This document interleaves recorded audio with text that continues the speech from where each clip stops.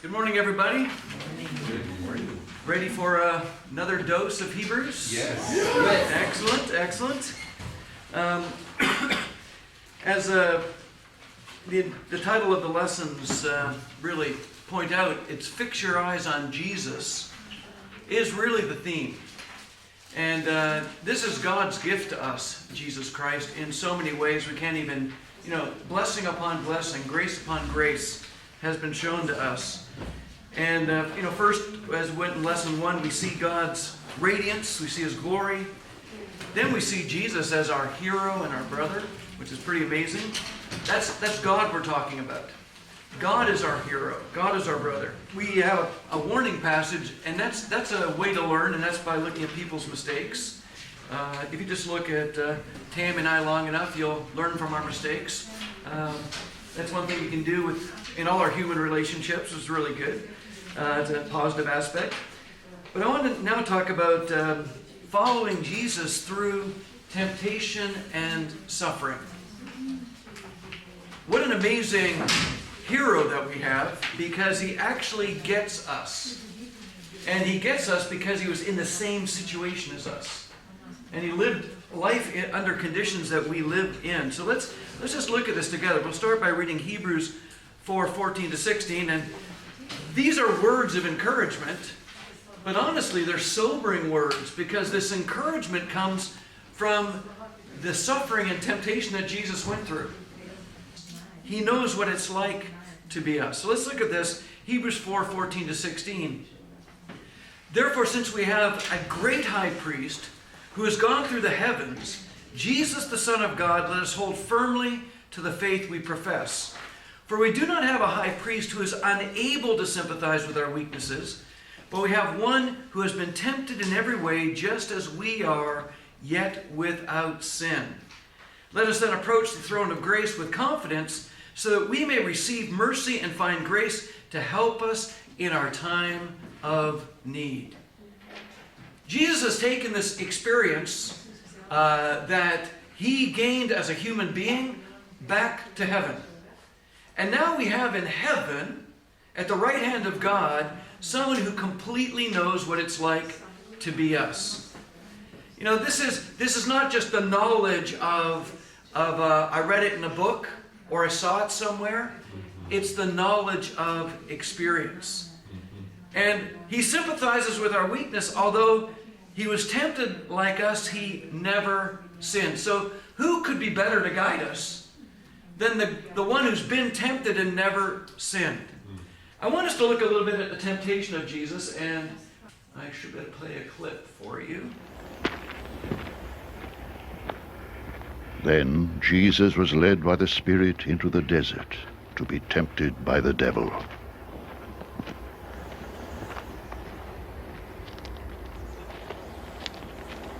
After fasting 40 days and 40 nights, he was hungry. The tempter came to him and said, "If you are the Son of God, tell these stones to become bread." Jesus answered, "It is written, man does not live on bread alone, but on every word that comes from the mouth of God."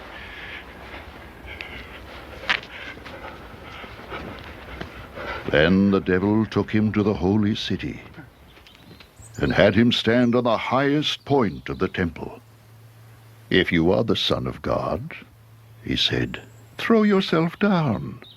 For it is written, he will command his angels concerning you, and they will lift you up in their hands, so that you will not strike your foot against a stone." Jesus answered him, "It is also written, do not put the Lord your God to the test."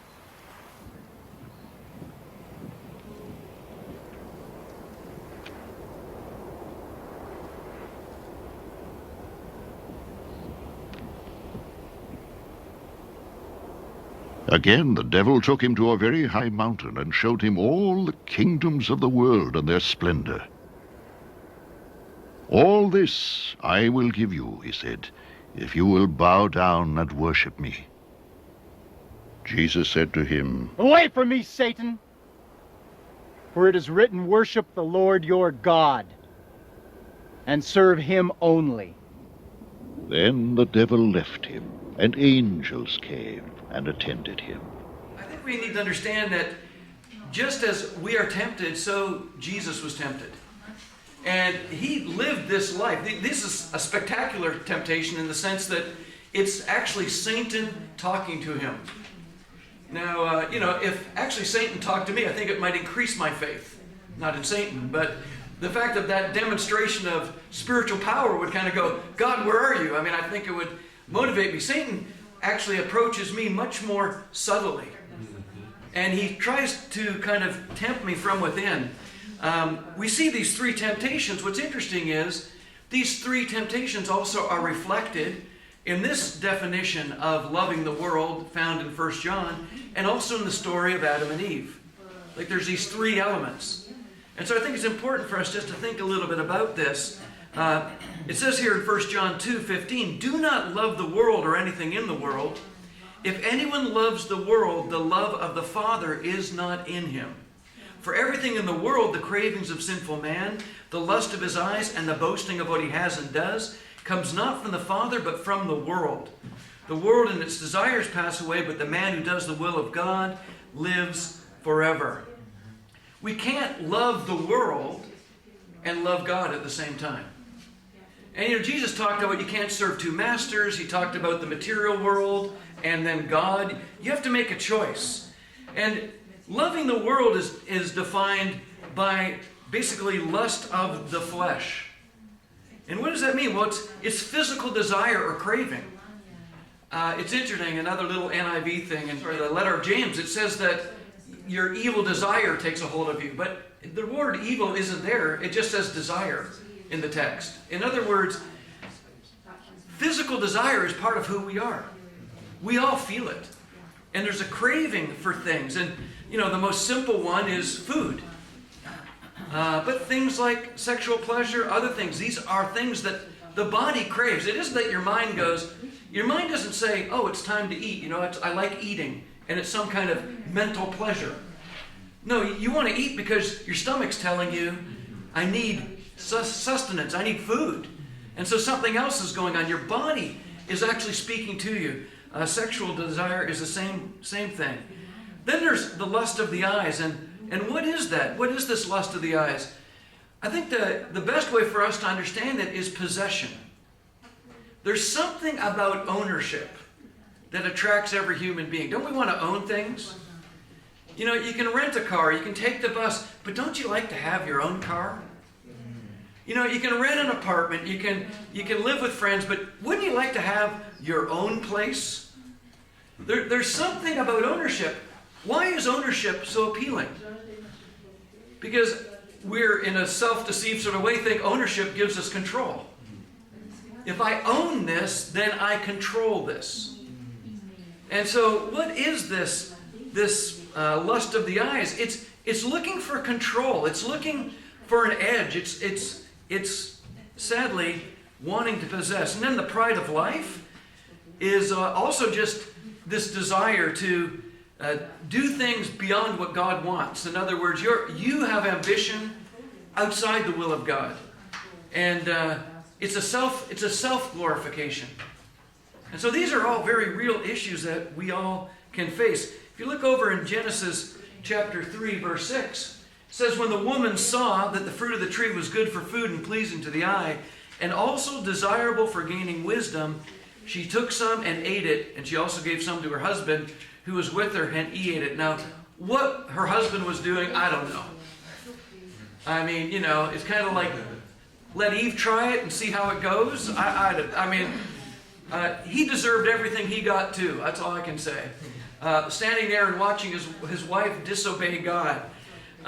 He didn't intervene. And it's so sad how this went. But she saw that it was good for food. Well, when God created the garden, it says all the trees were good for food. There wasn't a bad tree in the garden. So it wasn't like, oh, there's no other good trees, I want this one. No, this was the one God said don't eat from. And she starts looking at it and think, yeah, but I'm a special kind of hungry for this thing. And thinking about it, she began to make an argument in her mind about about the fruit. And it's pleasing to the eye. It's desirable for gaining wisdom. And all of these things, she's thinking only about herself. And sadly, nothing has changed in human nature, has it? It's another big discussion, but people talk about the fall of humanity, that somehow after they ate from this tree, they changed. I don't know. I think they looked just like us before they ate from the tree. And it's true, it is the fall of humankind, because there's only two of them. I mean, the only two living humans both sinned. So in one sense, it's the fall of humanity. But actually, every new generation born would begin just as innocent and pure as they had been. So in fact, this depravity doesn't get passed on. They were created corruptible and weak. They were able to be tempted. And see, that's our human situation. Not fallen. We're just corruptible. But we make the choice. So if you get this idea that somehow we can't overcome this because we're human beings, being human for Jesus wasn't an excuse. It was an opportunity to demonstrate his faith in God. So it's so easy to think, well, I'm just human, that's why I sin. No, we sin because we choose to sin. That's why we sin. And we are weak, we are corruptible, but we also can make righteous decisions as well. We don't have to sin. Now, do you think it's possible for a human being to not sin for 10 seconds? Who thinks it's possible for you, yourself, to not sin for 10 seconds? I think it's possible, don't you? Yeah. It's most likely when you're focused on doing something good. But if you can not sin for 10 seconds, can you not sin then for 20 seconds? Can't you not sin then for a minute? Can't you not sin? Do you understand what I'm saying? If we can just go one moment without sinning, we've already shown the potential that humanity has for good. And so, rather than think of ourselves as doomed, we need to see ourselves as potential for righteousness by God. And we've got to free ourselves from this doomed, condemned feeling, which is negative. And actually, the Bible has an incredible high view of humanity, not a low view. If the Bible had a low view of humanity, there wouldn't be so many high expectations from God.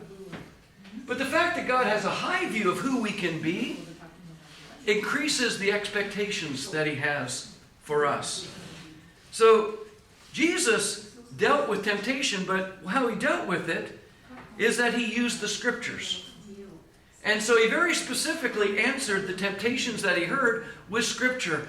This is absolutely the best way to deal with temptation, is to have the words of God. Because when you have temptation in your mind, you've got words of flesh, words of material things in your heart. You need to replace those. We need to replace those with the words of God. Jesus said, "Man does not live on bread alone, but in every word that comes from the mouth of God." Okay, acknowledgedly, it's not materially satisfying. It's not, like reading the Bible doesn't get rid of your physical hunger. But it can take your mind off it.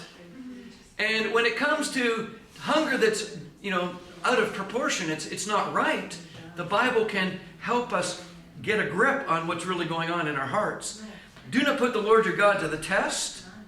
Worship the Lord your God and serve him only. See, this is so encouraging that we have at the throne of God someone who knows exactly what we're going through.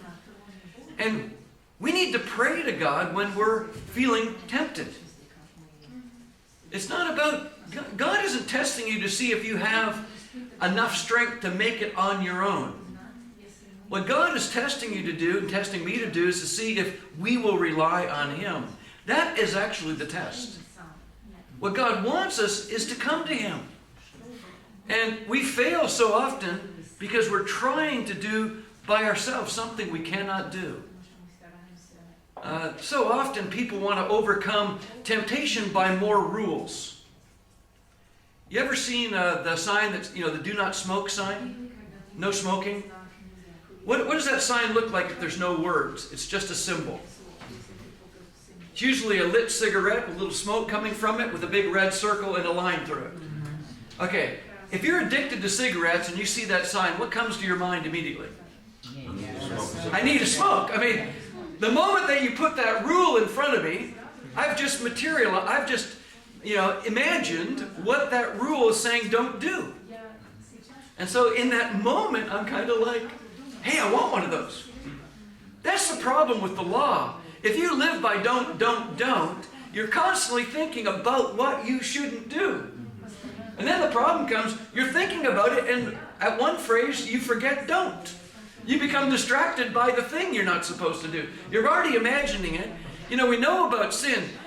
If you've imagined sin, you're halfway there.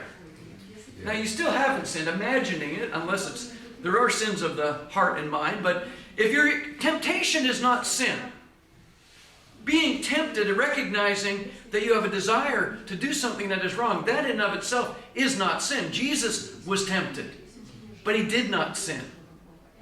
So it's important to understand that. Sometimes we feel guilty because we're tempted. I would just say feel human. And when you feel tempted and you're kind of feeling negative about it, talk to Jesus about it. He knows how you feel.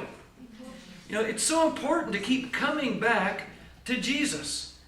Let us approach the throne of grace with confidence. What's so interesting is confidence about what? That he understands us. That we're not coming embarrassed because we're weak and corruptible. We're coming in confidence because God is willing to help us. And Jesus completely understands us. So we receive mercy and find grace to help us in our time of need. It's such a beautiful picture. We've not yet entered the perfect rest of heaven, but we can taste it through faith by approaching the throne of grace. You know, there are moments when we can still ourselves and absolutely feel or touch just a little that rest. And that rest is when we're at peace with who we are before God. We're at peace. And that can only happen through Jesus Christ. Because our insufficiencies, our corruptibility, our weakness makes us feel completely unpresentable to God. But Jesus brings us to him. And he understands us. Let's read a little further. We'll start in chapter 5, verse 1. Every high priest is selected from among men and is appointed to represent them in matters related to God, to offer gifts and sacrifices for sins.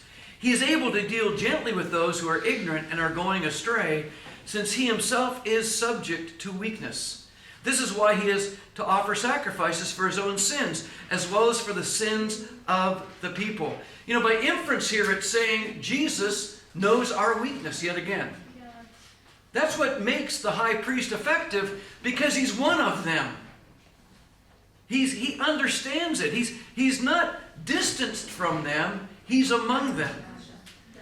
Verse 4, no one takes this honor upon himself. He must be called by God, just as Aaron was. So Christ also did not take upon himself the glory of becoming a priest, but God said to him, you are my son, today I've become your father. And he says in another place, you are a priest forever in the order of Melchizedek. Now, you know, this Melchizedek figure is going to be very distracting, and I'm leaving him for a few chapters, okay? We'll catch up to Melchizedek at some time. I don't want to get distracted by him at this moment. But it's interesting, you know, this whole thing, you are my son, today I've become your father. It's a messianic psalm. It's Psalm 2. And it's a very powerful psalm, talking about a king who is going to be over all the earth. But what's interesting is the Hebrew writer connects this not just to this kingly destiny of the Messiah, but the priestly destiny of the Messiah. And so he's king and priest, which is that's a new one for the Jews. To have the kingly tribe is the tribe of Judah. The priestly tribe is the tribe of Levi. But somehow these are going to be shared. And the point is, though you are in the tribe of Judah by descent, Levi got his station, Aaron and the priests, by appointment. And so there's two things going on. There's kingly descent and there's priestly appointment. And we'll be talking more about that as we go. You are my son. God said this to Jesus, today I've become your father, and he's going to make the nations, if you read in the psalm, we'll just go there for a second and see what the psalm says about Jesus. Why do the nations conspire, the peoples plot in vain? The kings of the earth take their stand against the rulers gather together against the Lord and as against his anointed one. Let us break their chains, they say, throw off their fetters. The one enthroned in heaven laughs. The Lord scoffs at them. Then he rebukes them in his anger and terrifies them in his wrath, saying, I've installed my king on Zion, my holy hill. I will proclaim the decree of the Lord. He said to me, you are my son. Today I have become your father. Ask of me, and I will make the nations your inheritance, the ends of the earth your possession. You will rule them with an iron scepter. You will dash them to pieces like pottery. Therefore, you kings, be wise, be warned, you rulers of the earth. Serve the Lord with fear and rejoice with trembling. Kiss the Son, lest he be angry and you be destroyed in your way. For his wrath can flare up in a moment. Blessed are all those who take refuge in him. This is not talking about an earthly king. I mean, the scale of everything being described here is something so much more than was ever visible in the kingdom of Israel. I mean, all the nations fear him, all kings. We don't see any. David or Solomon never sent a message out to all the nations in the world. You need to come and pay homage to me. That message never got sent out. I think that would have just invited all their enemies gathering together against them, and they would come eventually anyways. The glory of Israel lasted such a short period of time. But we see here something amazing, who Jesus really is. He is the King of all nations. And God has done that. We'll go back to Hebrews 5, and let's pick this up in verse 7. It says, during the days of Jesus' life on earth, he offered up prayers and petitions with loud cries and tears to the one who could save him from death, and he was heard because of his reverent submission. See, the miracle about Jesus, the incarnation, is the Son of God became a man. And we see a man here. I'm not taking away that from who he is. He is the Son of God, but he's a man. I can't explain it. I don't have to explain it. This is the mystery. If there's a mystery in our faith, this is it. But God created humanity in his image, and that therefore made it able for God to come in the form of a man. How exactly all that works, I leave it to other minds to figure out. But Jesus really suffered like we do. He was dependent on God. He wasn't praying to himself. He was praying to his Father. He was praying to his Father because his Father hadn't given up what he had given up. And so for him, he was praying to his Father, who is God. And he's the Son of God, who has given up all of these things. Although he was a son, he learned obedience from what he suffered. And once made perfect, he became the source of eternal salvation for all who obey him, and was designated by God to be a high priest in the order of Melchizedek. So despite this kingly appointment, Jesus was trained as a father trains his son, and he persevered, learning obedience through his suffering.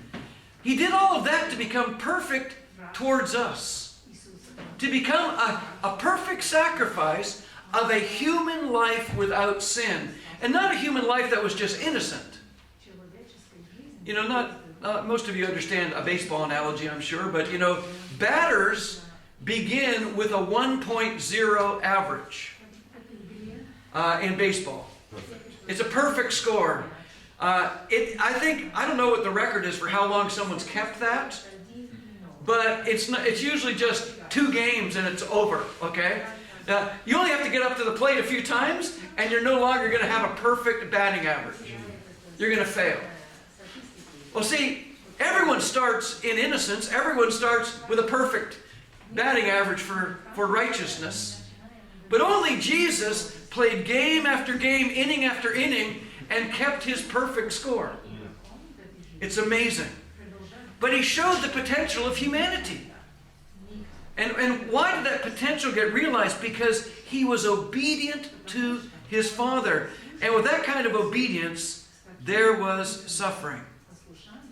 Jesus became the source of eternal salvation for all who obey him. Because when we obey him, we're following in his obedience. We're becoming like him. We're participating in the life that he lived. So by obeying Jesus, we're being put into Jesus. I mean, that happens in the spiritual plane through baptism.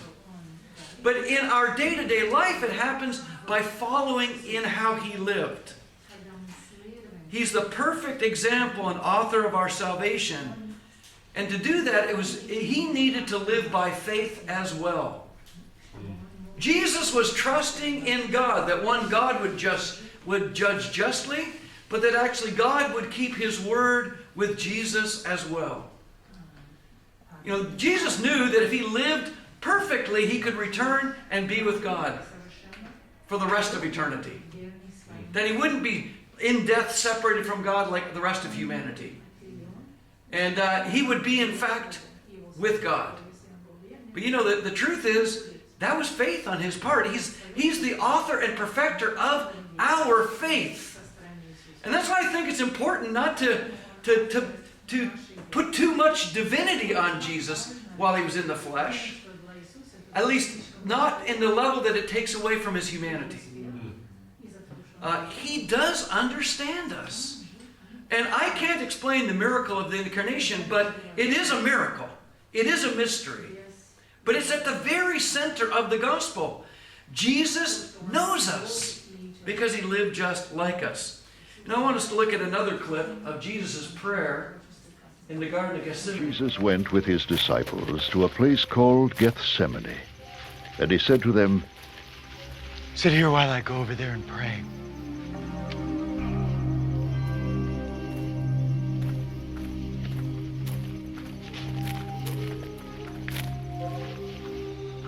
He took Peter and the two sons of Zebedee along with him, and he began to be sorrowful and troubled.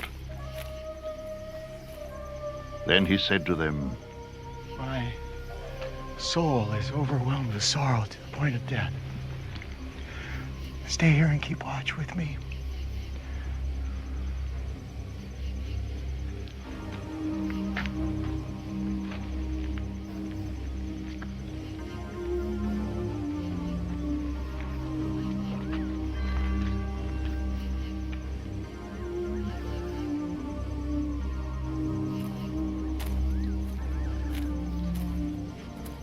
Going a little farther, he fell with his face to the ground and prayed.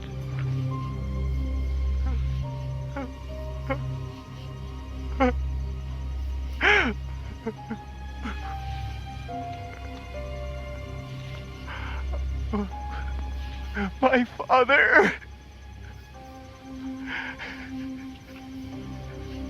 if it is possible, may this cup be taken from me. Yet not as I will, but as you will.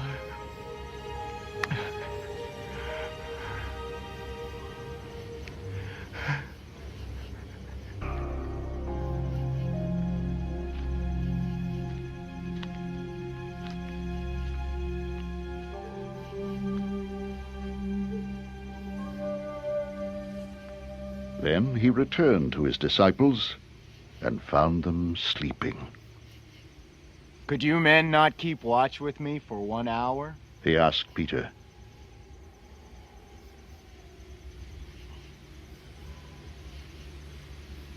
Watch and pray so that you will not fall into temptation.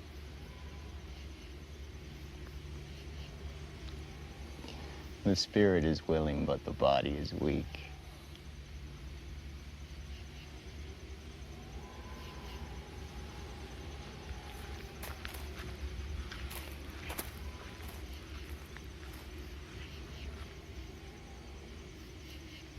He went away a second time and prayed.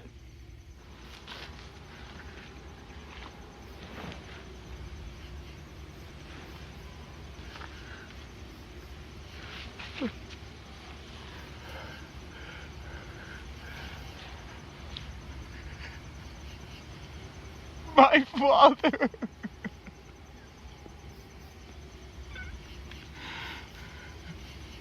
If it is not possible for this cup to be taken away unless I drink it, may your will be done.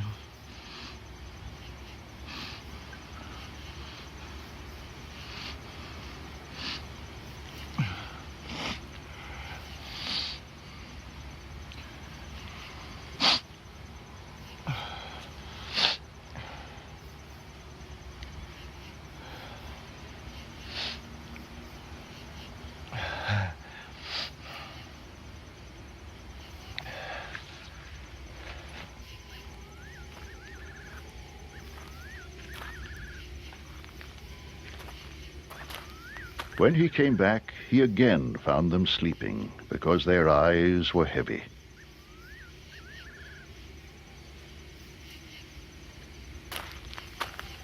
So he left them, and went away once more, and prayed the third time, saying the same thing.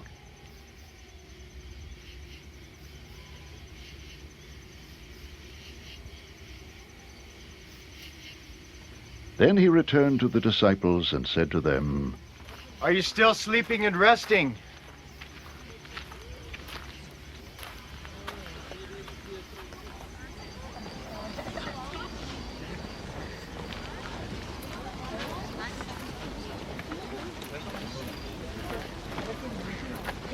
Look, the hour is near, and the Son of Man is betrayed into the hands of sinners. Rise. Let us go.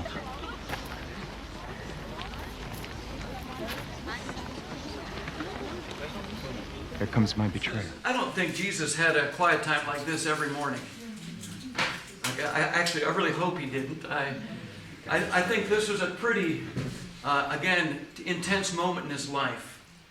But I think what's important for us to understand is this is what it was like for Jesus to pray to God. And it's an example for us. Who feels like they've ever had a time of prayer that looked like what Jesus went through? Okay. We know what this is like, right? What's interesting is I think sometimes we have these times of prayer because something's happening in our lives that we don't really like. And we're just begging God to change it. But there's a specificity in this particular prayer, and this is about God's will as well. And so maybe when we're going through a difficulty, it is just accepting what has happened to us. And we wrestle with God in this. We tend to look for patterns in things. And do you think there was anything magical about the 3 times? Anything significant that Jesus prayed 3 times? You know, the truth that he prayed 3 times and then stopped. I think I would read in the story, I think if Judas hadn't come after the 3rd time, I think Jesus would have gone back for a 4th time. I mean, in other words, I think Jesus was going to keep praying until God answered his prayer. And his prayer was, take this cup away from me. I don't want to go through this. And so when Judas came with the high priest's servants and everything, it was over. His prayer had been answered. From that point forward, Jesus doesn't ask God anymore, take this away from me. Instead, he goes through with what God had set before him. See, I do think there's a moment of wrestling in our lives, but then there's a moment of surrender to God's will. And Jesus, he knew the scriptures, he knew what was coming, he knew the plan. But just because he knew the plan didn't make it easy. I think we know a lot about our Christian life and what it's going to take. It doesn't make it easier. So Jesus prayed until he got his answer. And this is a lot of what we need to learn in our own prayer lives. I want to share with you just a little story from my own life. Okay. This was on the 30th of July, 1984. This is a day that forever changed my life. There's an apartment building here. Actually, the building I lived in was this. This guy got this off of Google, and they tore down my building that was parallel to that one, just like it, and built the other building. But I lived in an apartment on the top floor and used to go up on the roof to pray. And that's that light up there. That I don't know what that is. That wasn't my prayer time that day. But and sorry, this is in Russian. But I looked for a man to stand in the gap in the wall before me because of the land was desolate, but I couldn't find him, and the land became desolate.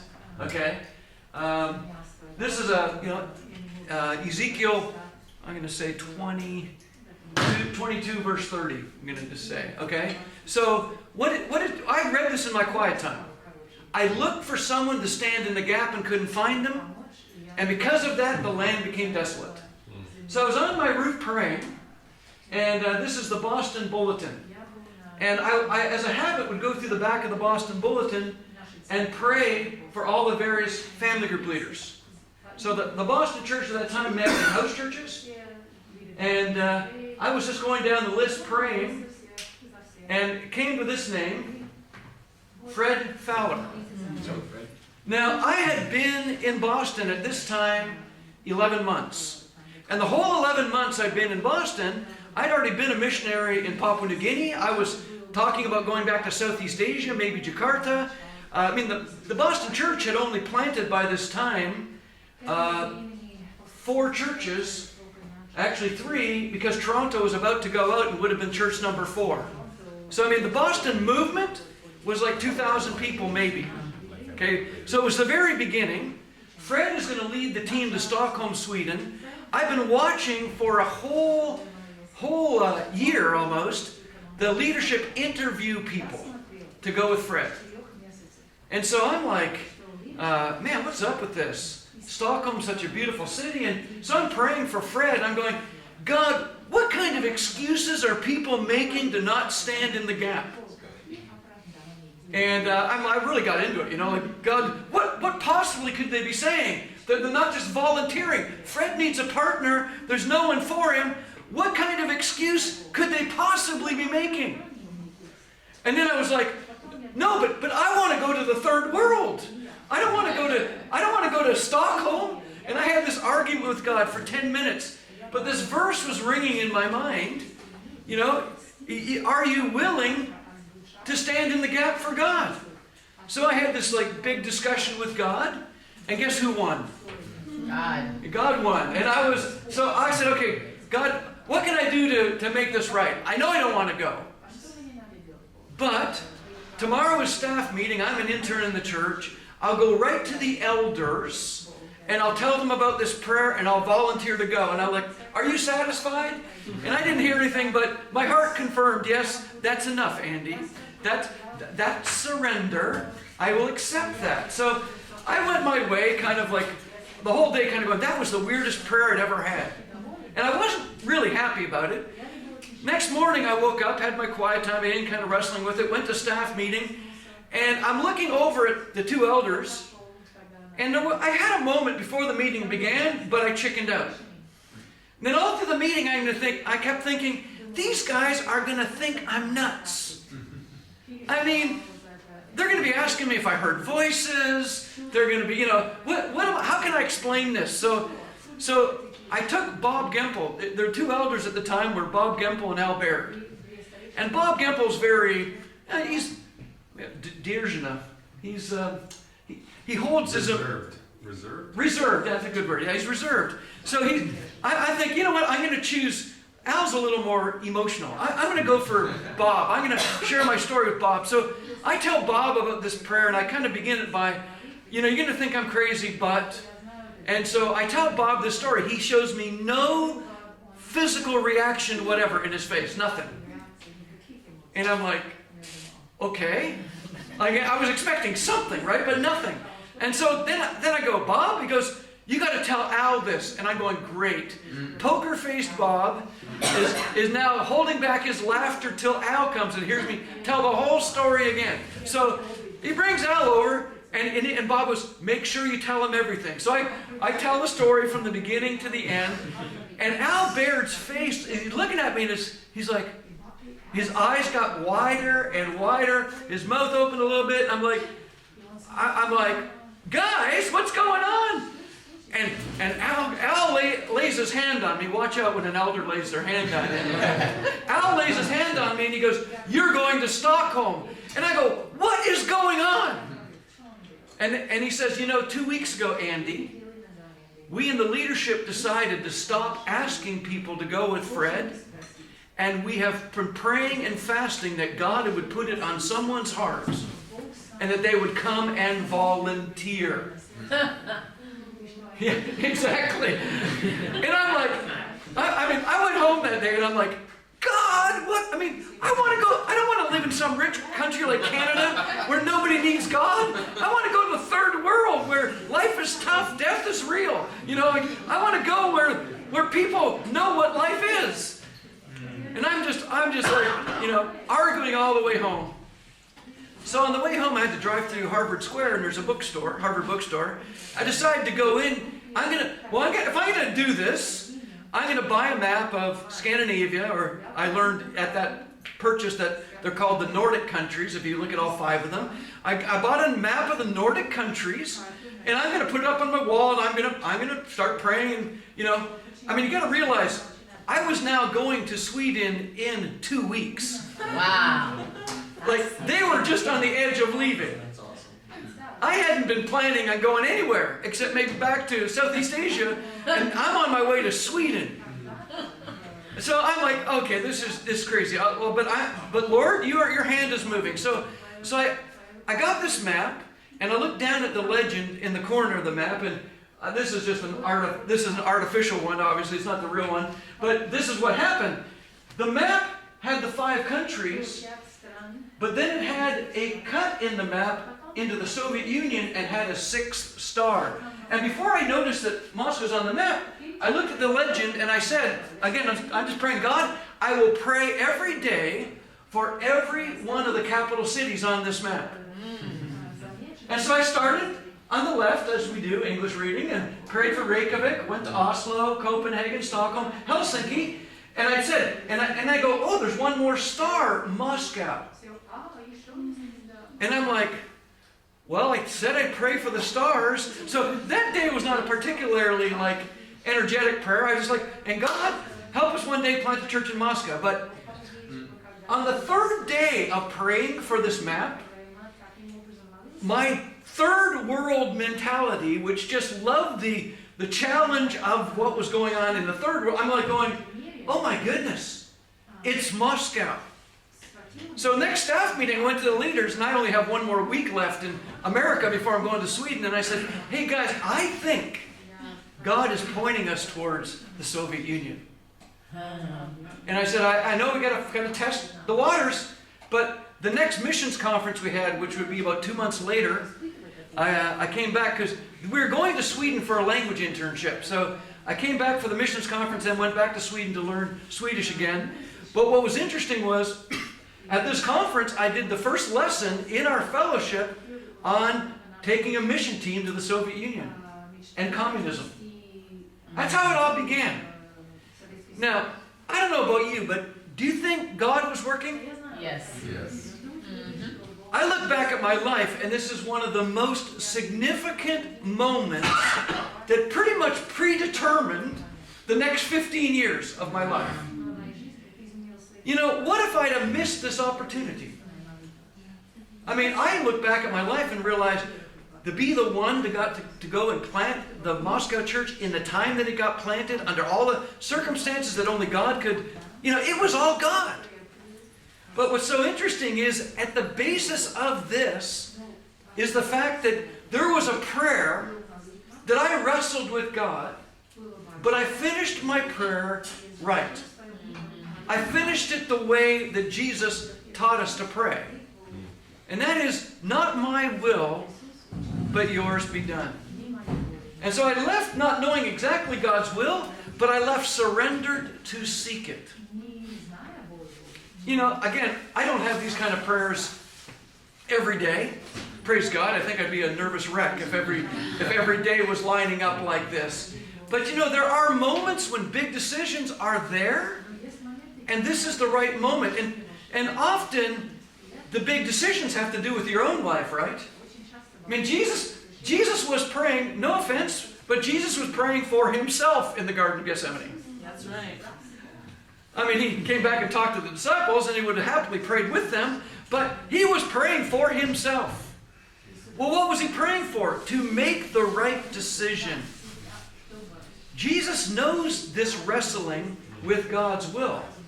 And that's what's such a great example for us, that we need to learn to pray as he prayed. Okay. So what we have then is, this is the Boston Bulletin. A week after my prayer, next thing we know, Stockholm, Sweden update. And you go in there and you realize, hey, Andy Fleming's on the team. How did that happen? Everyone in the Boston church knew I wanted to go back to Southeast Asia. And then I had to tell everyone this amazing story, which actually became part of who I am in my walk with God. You know, it's really exciting when we understand what is going on with God.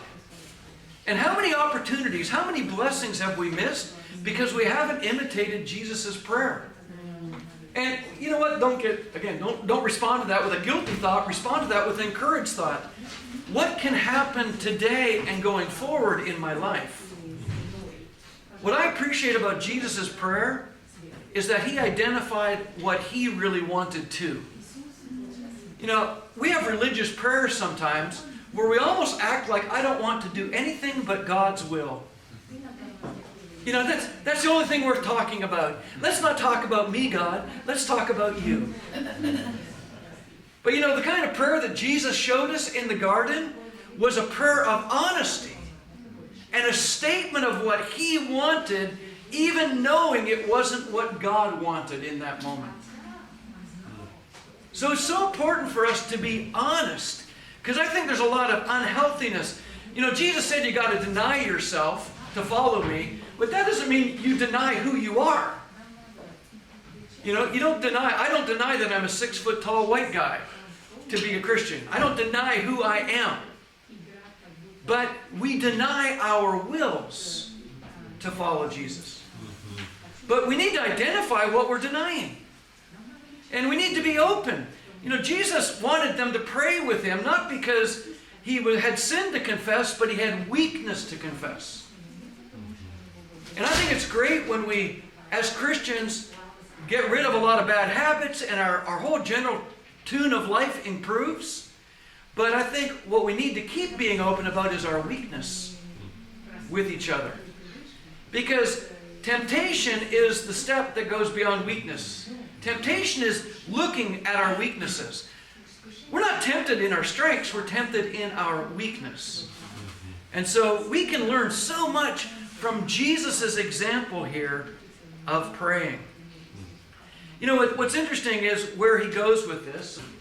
We have much to say about this, but it's hard to explain because you're slow to learn. I actually think often, because this is going to get into sort of teaching, I think we miss the point of what he was just saying.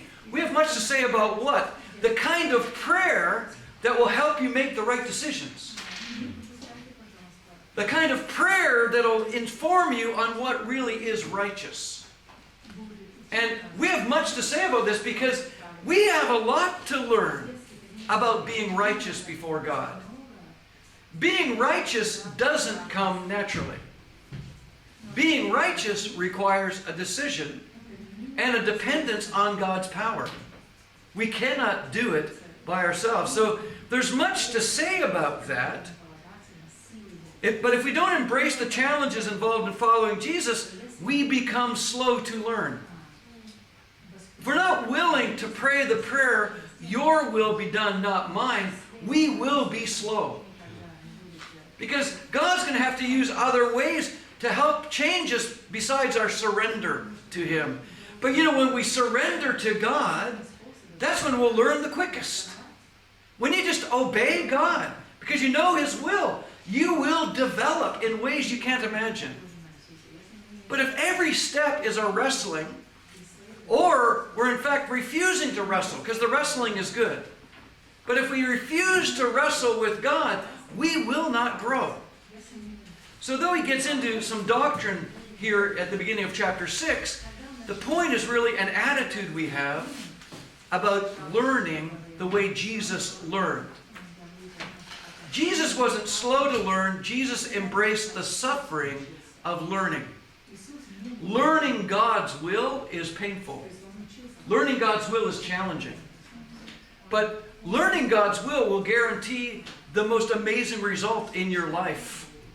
Because that's how God will work through us personally. You know, keep reading. It says, in fact, by this time you ought to be teachers. You need someone to teach you the elementary truths of God's Word all over again. You need milk, not solid food. Anyone who lives on milk, being still an infant, is not acquainted with the teaching about righteousness. But solid food is for the mature, who by constant use have trained themselves to distinguish good from evil. We don't want to suffer, and because we don't want to suffer, we don't pray correctly. We should be willing to suffer. Now, you know, if you seek suffering, there's something weird about that. You know, we call that masochism. If you're like, pain is good, you know, we have these kind of people, right? You know, they're like, pain is so good. I love it when I'm in pain. You're like, you know what? You are weird. Okay, that's just strange. Okay, that's not normal. So solid food is for the mature, who by constant use have trained themselves to distinguish good from evil. You know, it's interesting. He said you ought to be teachers. And in this context, I think what he's really saying, because we get kind of caught up here about doctrine and elementary truth. Let's use this word. By this time, you ought to be examples. You ought to be teaching by example. See, that's who we should be as Christians. Not just the ones with the right doctrine, but the right example for people to follow. That's what discipleship is. Discipleship is a matter of being an example and imitation. And though there may be sometimes some authority involved, what it's really about is follow my example and imitate. And so, if you're going to be a leader, you must be an example. And that's not by the quantity of knowledge that you have. It's by the quality of relationship with God that you have. And we will become more and more mature the more we learn to surrender to God's will. And that requires us being open about what we want as well.